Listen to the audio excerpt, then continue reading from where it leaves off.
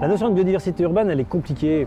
Elle a un côté, bien évidemment, tout autant sociologique que biologique. La question, c'est qu'est-ce que veulent les urbains aujourd'hui comme type de nature? Est-ce qu'ils veulent encore des squares? Est-ce qu'ils veulent encore des parcs?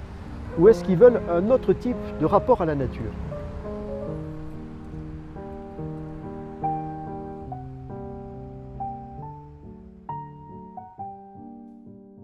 Vous voyez tous les arbres qui sont autour de nous. En respirant, ils absorbent un air qui est vicié par notamment les particules automobiles et ils restituent un oxygène qui est pur. Ils servent à la régulation climatique urbaine. Les gens qui habitent autour des parcs sont très significativement moins malades que les gens qui ne sont pas environnés de nature. La spécificité de la biodiversité urbaine, c'est de prendre en compte l'être humain comme acteur de la biodiversité.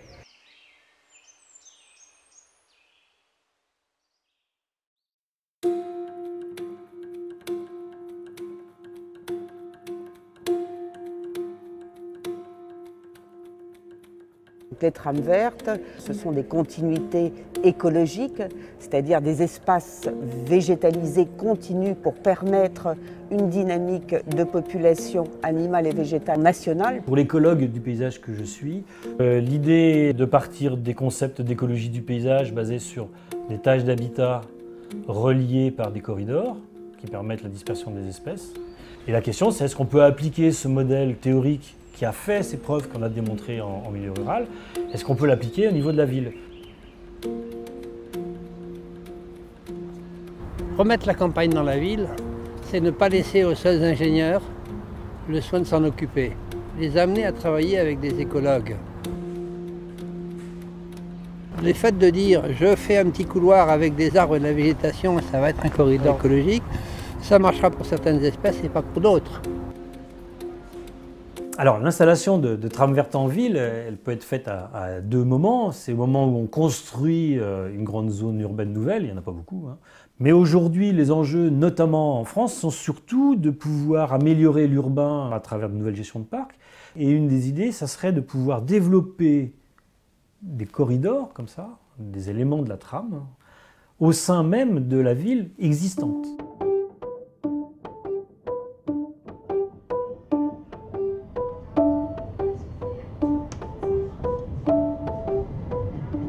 Les habitants veulent vivre aujourd'hui une nature dans la ville, par la ville et grâce à la ville, et non plus comme autrefois dans une opposition à la ville. Et si les habitants ne parviennent pas à trouver dans la ville ce rapport sensoriel, eh bien ils vont la chercher dans la maison individuelle, dans le périurbain.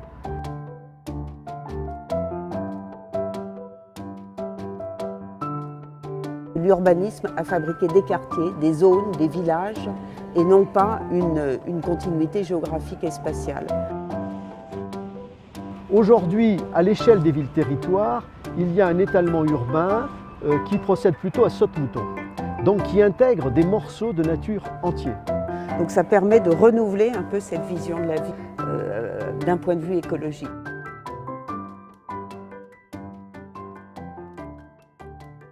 Les réflexions sur les qualités de cadre de vie viennent systématiquement après tous des problèmes d'accessibilité souvent ou des problèmes de foncier. Une des questions pour la biodiversité, c'est de valoriser des espaces finalement qui n'ont pas vocation à être construits, mais vocation à laisser comme ça en friche.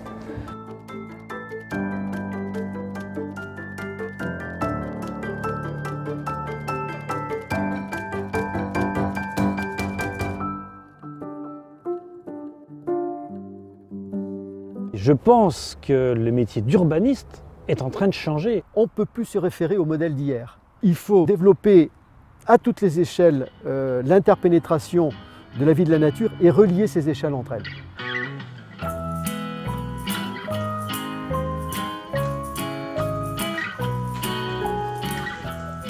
L'architecture doit être un relais du maillage vert parce qu'elle va permettre de poursuivre cette trame à la petite échelle. Et sans sa prise en compte à l'échelle du bâtiment, on n'est pas capable d'assurer cette continuité puisque le bâti représente quand même une part importante de nos villes. Je pense que l'architecte est plus à même d'intégrer des végétalisations des murs, des toitures ou autres, dès qu'il a les justifications. La culture urbaine des habitants est prête à accueillir les murs végétaux, les toitures végétalisées, etc. Il faut maintenant que le marché suive. On a tendance à favoriser aujourd'hui les panneaux solaires thermiques pour l'eau chaude solaire notamment. Et quand on est sur des habitats un peu en hauteur, on n'a plus de place pour la toiture végétalisée. L'environnement ne se réduit pas à l'énergie. Le bâtiment haute qualité environnementale n'est pas pour l'instant un bâtiment haute qualité environnementale, mais simplement un bâtiment haute qualité énergétique. Pour qu'il devienne environnemental, encore faut-il que le vivant en fasse partie.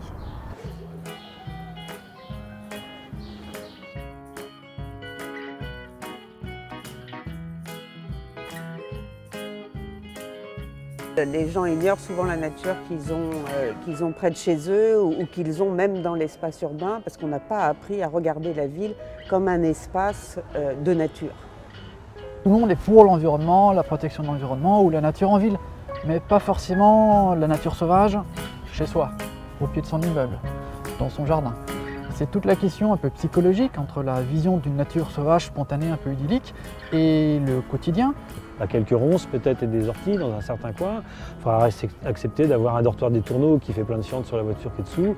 Pas toujours évident de faire accepter des objets naturels non maîtrisés à proximité de l'habitation. Donc il y a un gros travail d'information, d'éducation, de diffusion de l'information écologique. Et là encore, je pense qu'on ira plus vite en passant par les enfants. C'est marron, ok. Alors cet arbre-là, il est très facilement reconnaissable, justement avec sa couleur, comme le bouleau. Le bouleau toujours blanc, et celui-ci. C'est pas parce qu'on met des petites affiches bien jolies avec des noms derrière qui relèvent de toute une tradition d'éducation à la nature qu'on fait comprendre ce que c'est la nature. Chaton, très bien. Ok. C'est, je crois, à partir de l'observation pratique de la nature par les enfants que l'on fait passer l'information scientifique sur l'écologie.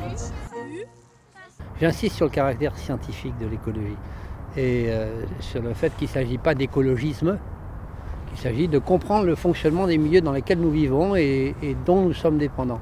On va demander aux citadins de nous aider à observer cette nature, hein, à prendre des photos, à prendre des notes et à nous retourner des résultats. Donc là, on a des données qui sont importantes, mais surtout, on va augmenter la sensibilité du public vis-à-vis de ce qui l'entoure et notamment de pouvoir regarder ce qu'il ne regarde pas, les plantes, les insectes, les oiseaux, etc. La biodiversité, on va aussi la favoriser par des installations. Ça peut être une ruche, ça peut être une mare, ça peut être un abri insectes. Le jardin il va permettre un regard sur la biodiversité.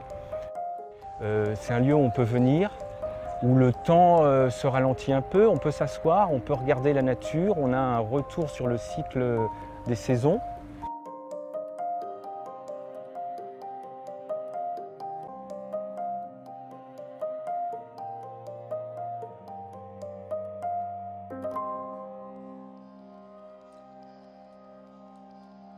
On a tendance à rabattre le rôle de ces espaces, de ces serres, de ces jardins publics sur la question de l'apprentissage, mais je dirais plus fondamentalement, c'est un espace de respiration et ça c'est fondamental. Et c'est aussi ce côté magique du parc où on oublie qu'on est dans ce milieu hostile de la ville. Les espaces préférés sont les espaces très paradoxaux qui sont équipés, qui sont aménagés tout en faisant rêver aux espaces sauvages, aux espaces de campagne dans la ville.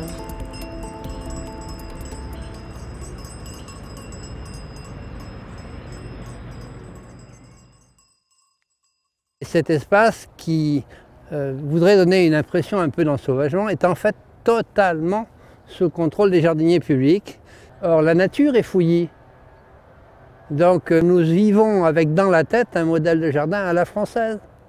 Et ce jardin à la française, il sépare, il purifie.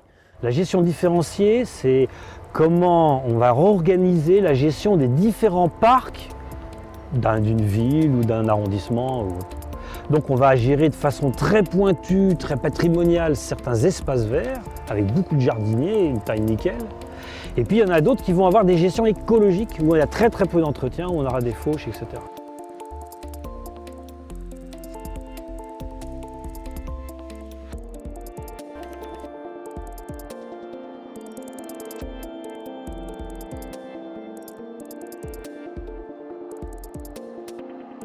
On a de plus en plus des réflexions sur le zéro phyto, comme on dit, c'est-à-dire sans entretien par des pesticides. Et à partir de là, on va pouvoir développer de la présence de mammifères, d'oiseaux, de prédateurs qui vont venir s'installer parce qu'il y a des ressources qui existent.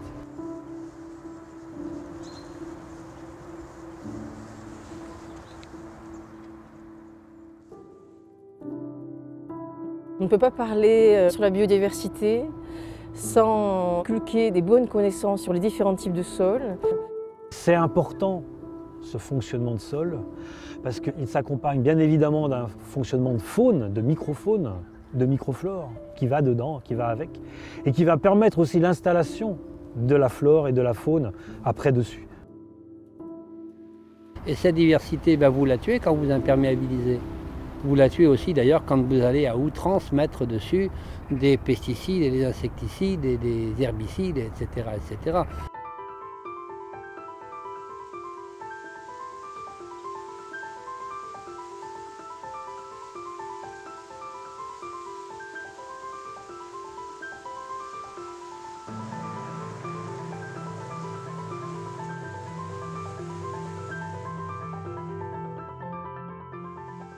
On doit préserver d'abord toujours la qualité physico-chimique des eaux, ça c'est essentiel, toujours.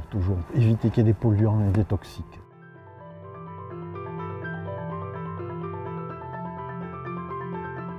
L'eau est le réceptacle, le récepteur de toutes les pollutions. La dégradation des cours d'eau est la plus importante dans leur traversée dans les milieux périurbains. On va combiner à la fois la pollution d'origine urbaine, la pollution d'origine agricole et une faible maîtrise en réalité de toutes ces pollutions. On sait aujourd'hui à quel point les cortèges végétaux peuvent servir à filtrer l'eau.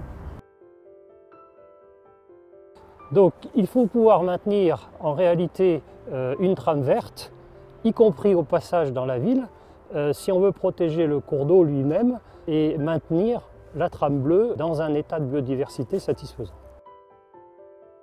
Si l'objectif est d'améliorer ou d'avoir plus de biodiversité dans le milieu aquatique, eh bien, il faut savoir que cette biodiversité, elle va de pair avec la diversité des habitats, c'est-à-dire la diversité géomorphologique du cours d'eau et la diversité aussi des flux qui la traversent.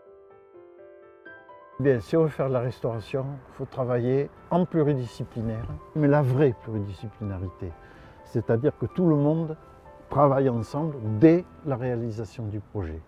Et non pas faire appel à un biologiste quand tout est fait ou faire appel à un géomorphologue quand tout est déjà fait. Moi, je suis de ceux qui pensent qu'au lieu de remettre les villes à la campagne, il faut remettre la campagne dans la ville. Il n'y a pas de ville durable qui puisse se faire contre, disons, l'évolution des modes de vie, l'attente des habitants. Ce sont les élus qui ont tout entre les mains de décision et de faire évoluer des choses que la plupart de leurs services ont déjà dans la tête. Donc je dirais, voilà, il faut aller encore plus loin dans l'idée d'une démocratie ouverte à cette coproduction de la nature en ville. Et il n'y aura pas de ville durable, il n'y aura pas de développement durable si on reste sur des lignées identiques, sur des objectifs identiques à ce qu'on disait il y a 20 ans. Une ville de demain, ce serait une ville dans laquelle il n'y aurait pas de discontinuité entre la nature et la culture. Parce que nous aurions cette culture de la nature dont je rêve.